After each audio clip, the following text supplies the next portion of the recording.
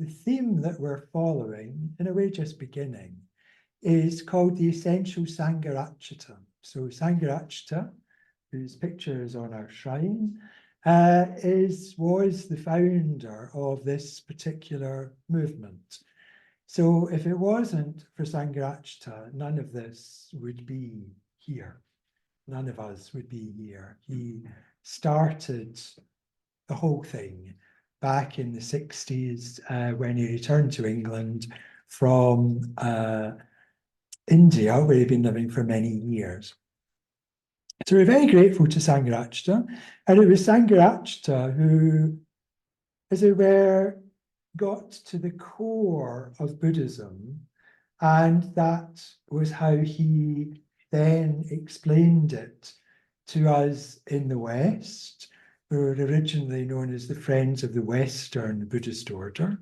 But as we grew and grew and grew and grew, that Western component became more and more redundant. So the name was changed to the Tri-Ratna Buddhist Order.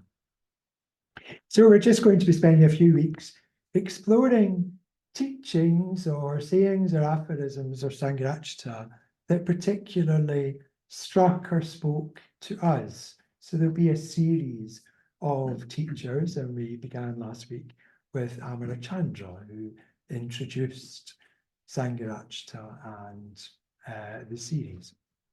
So this evening I'm going to be carrying on, and I'm going to be looking at an aphorism which I heard many, many years ago from Sangharakshita, where he described the spiritual life as basically being the attempt to find the emotional equivalence of our intellectual understanding. So the emotional equivalence of our intellectual understanding. That, in a way, is what we are trying to do. And that phrase, that little phrase, really struck me as being both profound and confusing. I didn't think I really got it. I didn't really know what he was meaning by that. But it did strike me at the same time as being profound and containing nuggets of truth.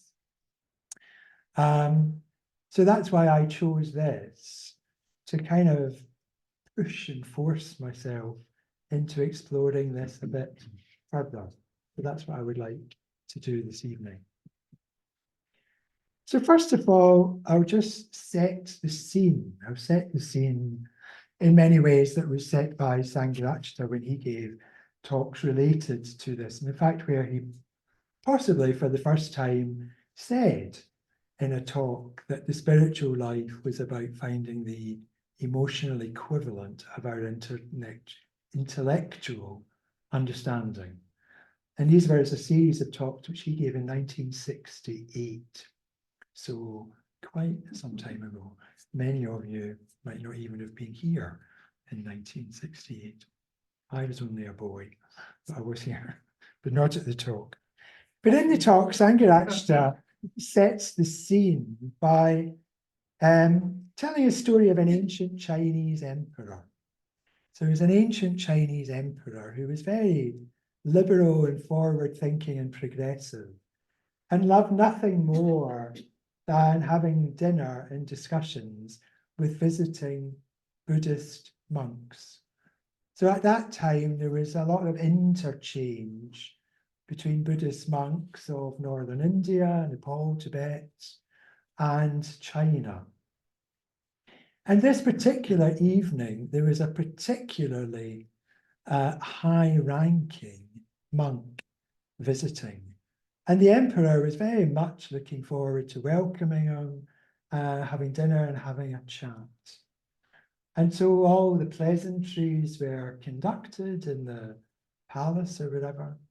Dinner was had, and then the emperor and the monk went off to probably have a cup of tea, where the emperor then would pose questions to the monks.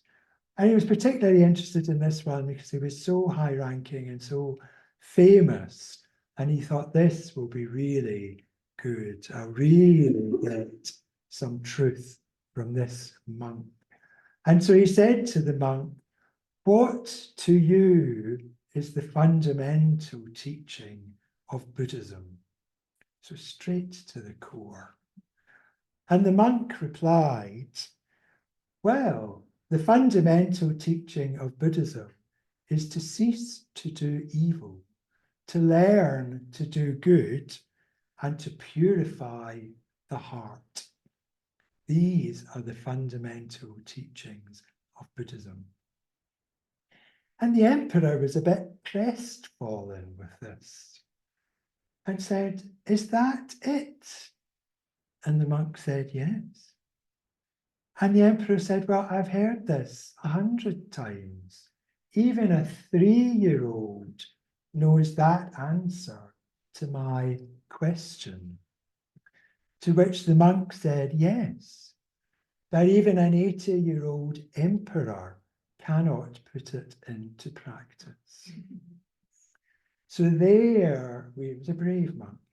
There we have set the scene, as it were. Sangharakshita set the scene with that little story of the gulf between what we understand, but what we do in practice.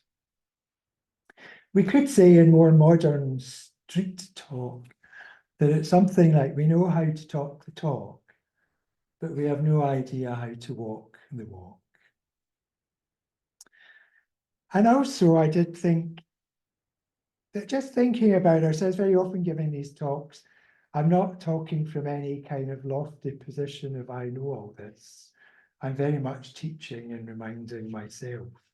And I was thinking, if we think about spiritual qualities that we learn about as we come along to these classes, where we might learn to think about generosity and how easy it is to be generous when we think that there's something in it for us at the end, when it's a kind of an investment in something else we'll get later.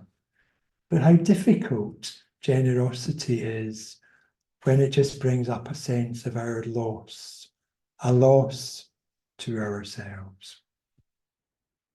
And we might think that we need to be patient in our spiritual lives, which we do. But how easy we find it to be patient when we know that at the end, we're eventually going to get our own way. But how hard we find it to be patient with ourselves when perhaps we're having a tough time with our meditation that used to be lovely and flowery and productive is all gone a bit sour, and we're assailed by thoughts and we can't get concentrated, and we kind of throw our toys out the pram, metaphorically saying, I can't do this, I can't be a Buddhist, this is rubbish, this doesn't work. How easily we lose patience with ourselves when things start to get a little bit tougher. There's another quality of yearning, a very beautiful, beautiful quality of yearning, and how easily we yearn for worldly rewards, for promotion, for the ideal partner, for worldly rewards. We find it very easy to yearn for these sorts of things. But how often do we yearn to have an open heart and mind? How much yearning can we really identify in ourselves for those sorts of qualities? Compassion is something that we hear about a lot, and how easy we can get in touch with compassion for somebody that we like, somebody that we love. How hard is it to get in touch with a sense of compassion for somebody we don't like, or for somebody who's doing something we don't particularly approve of? How hard is compassion then? And finally, this list could go on and on and on. I just thought of a few things. Faith. How much faith we can muster for our sense of advancement in the world, our potential in the world. How much faith do we have for our potential for enlightenment? So I think going through that list and thinking or realizing how much easier we find these qualities when they're worldly, when the objective or the outcome is much more worldly than when the outcome or the objective is much more spiritual. And in a way, that's the nub of the problem. So from there, we need to kind of ask ourselves, why is it that we are so unable to act in accordance with what we know? So we come here, we hear about the Buddha's teaching, we believe the Buddha's teaching. How hard is it? Why is it so hard for us then to be able to go and act in accordance with that? It should be very straightforward. But we find that it's not. And there are really good reasons for that. One of the main reason is that actually we're made up of two parts. We have an intellect and we have an emotional component. And the two are not necessarily always connected. And for us to make good spiritual progress, these two parts of us need to be in harmony. They need to be in sync. Otherwise, we end up in a kind of civil war with one and the other. So there's two little bits of bad news. I thought I'll just get them out of the way straight away. So there's two little bits of bad news. One is that despite everything that we think and believe, our emotional component is far stronger than our intellectual. We will follow our emotions despite everything we know and think. And the second little bit of bad news is we can't override emotions by thinking. We can't think our way through emotions to make them agree. In fact, quite the contrary. What we tend to do is we follow our emotions, find ourselves somewhere, and then we backward intellectualize a good reason for why we're there. But actually, it's the wrong way around. So we can intellectualize our emotions, justify our emotional decisions in life, but we can't do it the other way around. So one way to kind of really experience that directly is to do life stories. Life stories are things that we do quite often here. We do them in GFR groups, we do them in the Going for Refuge training retreats. We might do them at study groups and all sorts of different little groupings. We do what we call life stories. Very, very interesting exercise, lovely exercise to experience. And basically we just tell the story of our lives to a group of other people who listen. It's very, very lovely. And one of the things I've done mine several times over the years, and as I'm getting older, I've got more to tell anyway. And one of the things that you can realize as you tell a life story is that when you look back, very little of it seems to fit into what you thought your plan was. Now, there are two reasons for that. One is life happens, so there are circumstances beyond our control, which obviously influence decisions that we make. The second reason for that, which we can see once we do it more and more subtly, and once we have more life to look at, is that actually there are patterns of behaviors throughout our lives that can sort of go in little circles. And that pattern, those patterns are dictated by our emotions. So actually, our life, the patterns of our life, are emotional, far more emotional than they are intellectual. I mean, I know in my life, very often I made changes based on essentially fear. Fear was what was driving me. But when I started doing my life stories at first, I didn't see that. I just gave what I thought were sound intellectual reasons as to why I did X, Y, or Z. It was a career move. It was an opportunity. There were all sorts of reasons I could invent and kind of overlay with how my life had played out. But actually, when I looked at it more and more subtly, a large influence, not entirely 100%, but a large influencer for me was basically running away through a sense of fear. So I would encourage you to do life stories just to kind of see if you can see into that.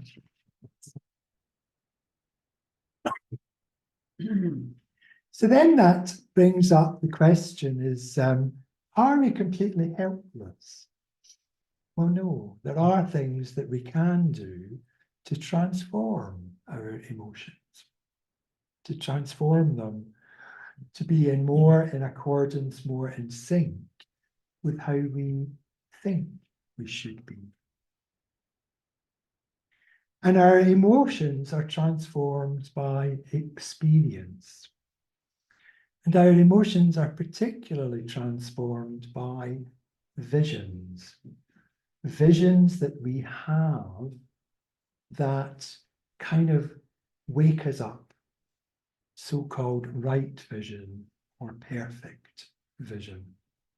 So here we're really in the territory of the Buddha's Noble Eightfold Path. So many of you will be familiar with that path. Many of you, some of you might not yet have come across it, but you will in the fullness of time.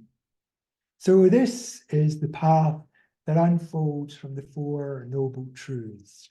So some of the most fundamental teachings of Buddhism. So to quickly summarize, the path consists in summary of a path of vision and a path of transformation, or a vision followed by a path of transformation.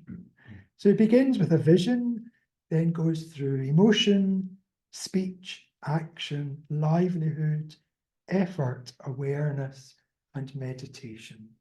So these are the 8 steps of the Eightfold Path. And where we're particularly focusing this evening is on our emotions, the second step. We're trying to achieve a state of right emotion. So right emotion would be emotion which is in sync with the Buddha's teaching, which is in sync with what we think is the truth of the world. Perfect emotion, perfect vision would be that which would be seen by an enlightened being. So we try to get to right with a view to getting to perfect eventually. So just to kind of step away from emotions and look at vision for a couple of minutes, it is the first step. It is what kicks everything off. We have this vision, and then flowing from that vision, we transform ourselves in accordance with it. Now, a Buddhist vision is not quite the same as a kind of any idea that you may have of a Christian vision of Saint so-and-so somewhere or other, which would be all bright lights and soft focus. A Buddhist vision is not quite like that. The other thing about a Christian vision, as much as I know of them, is that afterwards you're never quite the same again. Again, there's a subtle difference between that sense of a vision and a Buddhist sense of a vision. So from a Buddhist perspective, the vision could be positive or it could be negative. And also the vision can be lost. So we can have these experiences of some sort of vision, but then we can sort of move on and forget. They don't necessarily change us there and then, but they invite us. They show us something. It's like the curtains are briefly parted. We can see the light through the window, but then the curtains might just shut again. But there's an invitation in the vision. And it is, in a way, it's the initial spark. And I would go as far as to say it's why we're all in this room this evening. I would go as far as to say that everybody here, at some level, has had some vision. There's some idea that brought you from the big wide world out there through the threshold of a Buddhist center, this spiritual, sacred, slightly odd space, to learn, to explore. That, whatever that was that brought you here, be it strong, be it quite subtle, that was your right vision. And it can be completely different things for different people. So everybody in this room might be here for a slightly different reason. And that's fine. Your vision and your transformation are yours. They're not the same as everybody else's. There are classics. So classic ideas or examples of things that can give rise to a vision would be kind of bereavement or loss. So obviously that's a very negative kind of sense of a vision. But within all that loss and sadness, there could be a vision that surely there's more than just this. That can be your vision. It could be that you have a spontaneous experience. It could be that you've been on holiday in a Buddhist country, you've visited a temple, and something just really shifted. It could be that you met a Buddhist, and there was just something about that person. They may only have said a few words. There's just something about the kindness or the way they were that just gave you a vision of another way of being. Excuse me. It could be in meditation that you have some sort of experience, albeit briefly, but it's a vision that strikes you. And it strikes you because it changes the way you thought about things. It's different to the way you thought things were. We think everything's organized and neat and we know what's what, but we don't. That vision can upset that sense that we have. It could be following altruistic activity. So you may be volunteering in a hospice or something, and there might be something about that activity that just shifts something for you. The main thing is that whatever it is, however it came about, be careful not to lose it. Remember it. It's important to remember why you decided to come along to the Buddhist Center.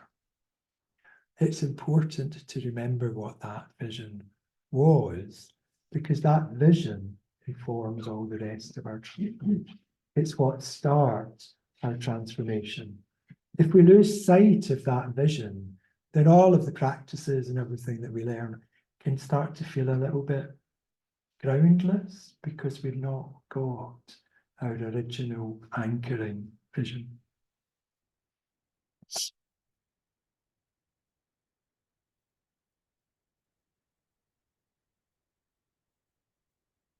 So then how do we go about, after we've had this vision, how do we go about getting our emotions on board?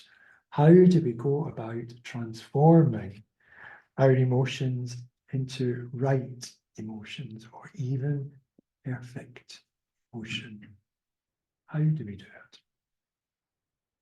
Well, it's not rocket science. Most of us here will be perfectly familiar with all of the things that we need to be doing to bring our emotions in line with our intellectual understanding. So it's often said that any spiritual life begins with generosity. So dana is the Buddhist term, generosity. Simple steps like being more generous, not just with money, although we're always very grateful with our donation points outside to receive any money you would like to give us. But just think of other ways of being generous. We can be generous with our time. We can be generous with our energy. We can be generous with our support, encouragement, money, obviously, and Dharma. The greatest gift of all is the gift of the Dharma. And of course, generosity is part of the 5 precepts. So those of us that were here for the Dharma night, first half, we chanted the 5 precepts. Very lovely it was too. And generosity was one of those 5 precepts. So there are the other 4. We need to be working on our ethical behavior. Because our ethical behavior, as it were, colours our vision of the world around us. And that can have a very positive effect on our emotional responses. So the other ones are doing deeds of loving kindness, truthful communication. Truthful communication, of course, forms part of right speech. Again, it's another part of the Eightfold Path. We have simplicity and contentment, specifically in the sphere of our sexual behaviours, so that there's no coercion or manipulation for our own ends, but just having a simple life leading to a sense of contentment, I think is also contained within that. And finally, mindfulness, which is kind of the glue to everything in Buddhism. And again, there's a synergy between our ethical precepts and the steps of the Eightfold Path.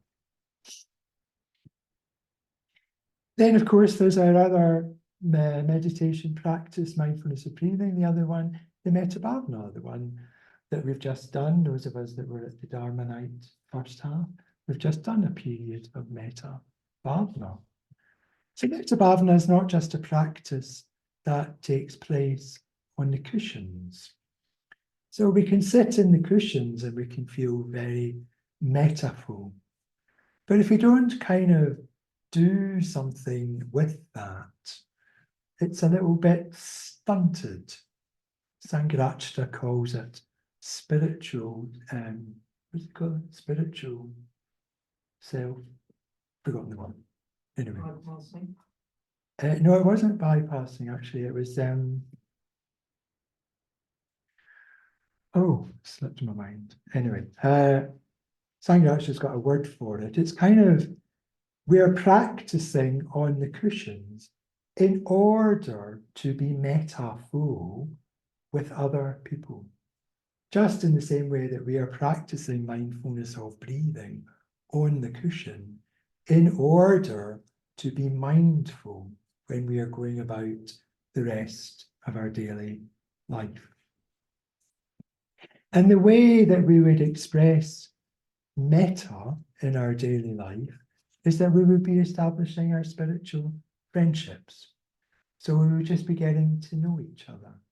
We would be, as best we can, helping each other. We would be listening to each other. We wouldn't be criticizing each other. We would be supporting each other through the challenges of each of our spiritual lives. That is how metta expresses itself. That is the fullness of metta, not just the experience on the cushion. That's what it looks like in real life. And of course, if we have lots of people doing that, we form a spiritual community of people who support each other and who are friendly to each other. And that's called a Sangha. That's how a Sangha is formed. That's why Sangha is one of the jewels of the three jewels. The Sangha is an expression of our individual practices of metta. And a Sangha is a very emotionally positive place to spend time. We feel nourished by Sangha, and by participating with metta in Sangha, we nourish it. There's a symbiosis, and we all benefit from that. Now, there is a danger in modern life. Modern life drains our energy. I'm sure we're all very familiar with modern life and its draining of our energies. So we're stressed, we're busy, we're bombarded online with, well, if you like this video, watch this one. Well, if you like these pair of shoes, try these one, etc., etc., etc. And we have 24/7 news.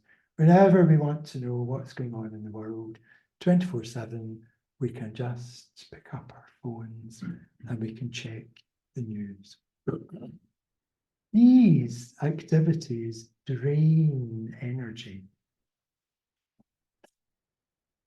And in a way, the only way that we can try to protect ourselves from that constant drain is to try to positively intervene so that we can conserve energy for other things, so that we're not too tired to meditate in the morning, so that we're not too tired to listen to a friend who needs to talk about something, so that we're not too tired to give the kids the attention they need, etc., etc.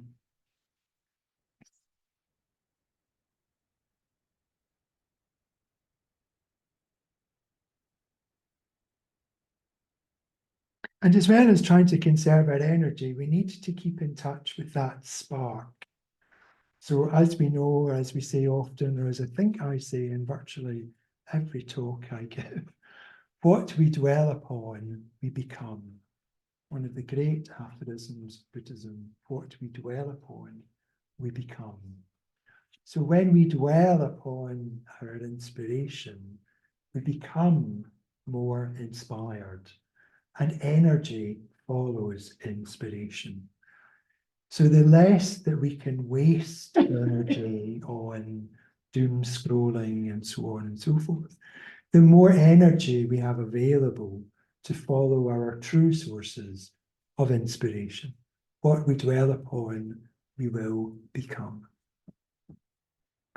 And of course, one of the best ways to intervene with the dangers of modern life is to spend time on retreat.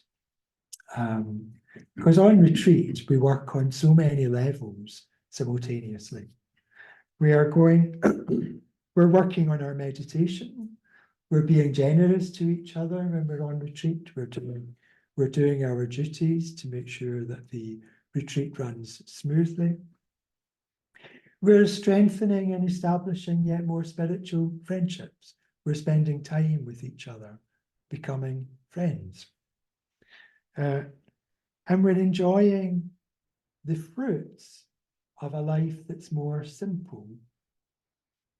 And from that simple life, we can enjoy the experience of a more contented mind. We can be more content with the less that we have for the duration of our retreat. And that's a very important lesson for us to learn. It's an important lesson for us to take from retreat back to our normal lives. Very often returning from retreat, we think, oh, what's all this stuff? We've got so much stuff. Because we don't need it. We've found a level of contentment without any of that stuff. And it's lovely. It's refreshing and it's lovely. So I would encourage as much time to be spent on retreat as possible. And of course, for those of us who have been around a bit longer, or there's puja, the Buddhist devotional practice. Many of you may not have come across puja. Many of you may be slightly freaked by a puja. I was when I first came along. I never experienced anything like it before. But I would go into it with an open mind. Just go into it with an open mind. Because what can happen during a puja is that we're using some energy to give some devotion to that we have, that we feel is most important. But as we know, the point of a puja, in a way, is not the verses that we say, the offerings that we make to the shrine, all of which takes place in the puja. The point of the puja is the moments of silence at the end. That is the point of the puja. Because in those moments of silence, when it goes well, we collectively experience something that is much greater than the sum of the parts. So we experience something much, much, much more profound than the sum of the parts. So there's a collection of however many people there are doing the puja, saying the verses, making their offerings, chanting the mantras. And then at the end, there's this beautiful, profound silence. And that silence is like a vision in itself. It's like a vision of a mysterious endpoint, which is infused with metta, infused with beauty. And that has an amazing effect on making our emotions much more positive. So for those of you who've never done a puja, then someday you will be able to experience that.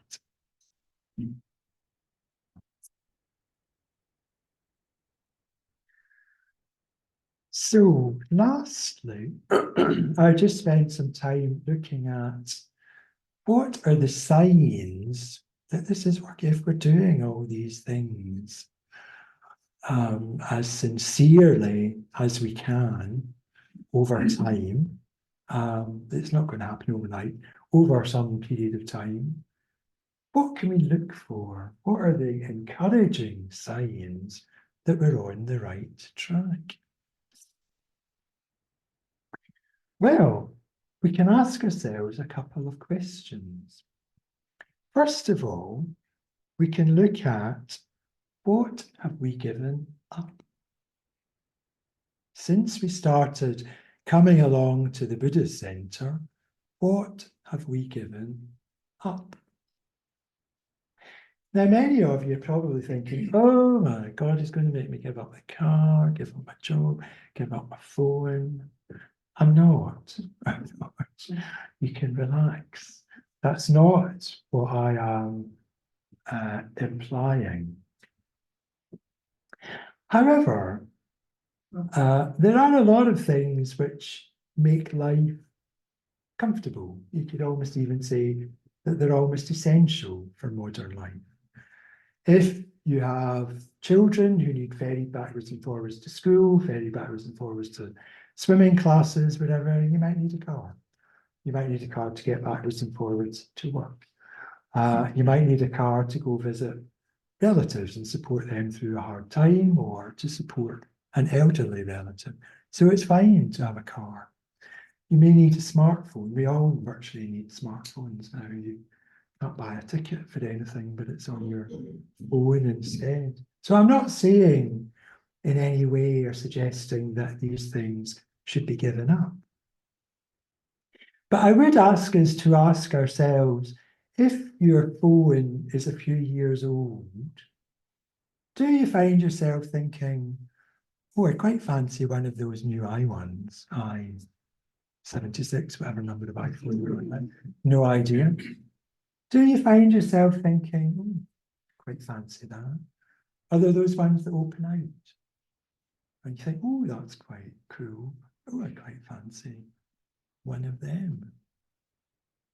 That's when there are some alarm bells ringing, because that, in a way, comes from our craving, which is one of the root problems and root sources of all the problems that we have. So when I say, what have we given up?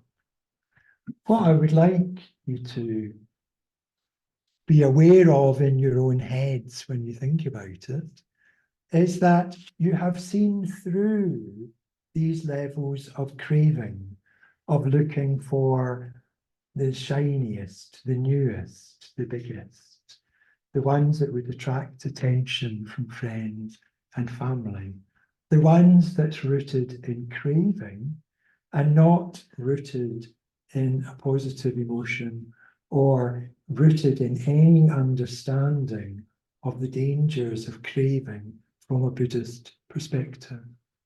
Not that you shouldn't have any of these things, but that you at least see through the workings of the mind. And once we have seen through the workings of the mind and we can see craving at work, we have a choice. We can either say, this is only craving, my phone's absolutely fine, does everything I need. My car is absolutely fine, gets me everywhere I need to go. I don't need a new, bigger, shinier one. I don't need a new wardrobe for this summer. Last summer's clothes will do me fine.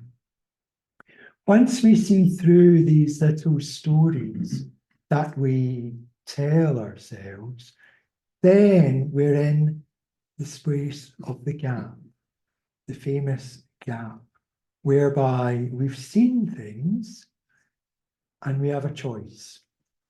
We can either decide, no, this isn't what I've been training for by coming along to the Buddhist Center and do something differently, or we can just go with our craving, but at least we're aware that we're going with craving and get a new phone, new car, new clothes, shopping on the internet, whatever, thank you, Zaimani, whatever it might be that we're seeing our craving emerging through. So what have we given up? What have we seen through in the workings of the mind? It may be that you have actually given things up, and that's great. The second question we can ask ourselves in a way to see if our emotions are becoming more in line with our intellectual understanding of the path would be to check in with what's my mood been like generally. What's my temper, my mood? Has it improved since I've been coming along to the Buddhist Center? Or do I still find myself getting angry or reacting? How's the mood been? So we might have some idea of how our mood has been, but we might need to ask friends and family. They may just volunteer that you seem more chilled than you used to be. Would be a nice thing to hear. But we can check in. How do people find you? Somebody that you trust, maybe even somebody that you've known at the Buddhist Center for a few months. How are they finding you? Are they noticing changes? Sometimes it's easier for us to see changes in other people than to actually notice them in ourselves. Because if we are less, we're seeing through our craving, we're clinging less to these false hopes of satisfaction coming from phones, cars, clothes, whatever. And we are sincerely doing our metta bhavana and trying to be as metaful as possible. Inevitably, our mood will change. we will be softer. We will be easier to be around. We'll be in a way more popular because people like being around soft, easy to be around people. So we should be experiencing that. So that, again, is another one of the questions that we can just ask ourselves. A sign that we're on the right track, that we are slowly transforming ourselves in accordance with our original vision and in accordance with how we understand the Buddha's teaching to be. So we're near the end. So just to say that, summarize that if we keep practicing, by practicing I mean our mindfulness, our metta, our 5 precepts, the 5 ethical precepts, our spiritual friendships, puja, and reflecting and recollecting on our vision, on our inspiration. If we sincerely do all of these things as best we can, with as much energy as we can muster, then we will inevitably start to turn the kind of supertanker of our emotions to be more in line with our intellectual understanding of the path we would like to be on. Thank you.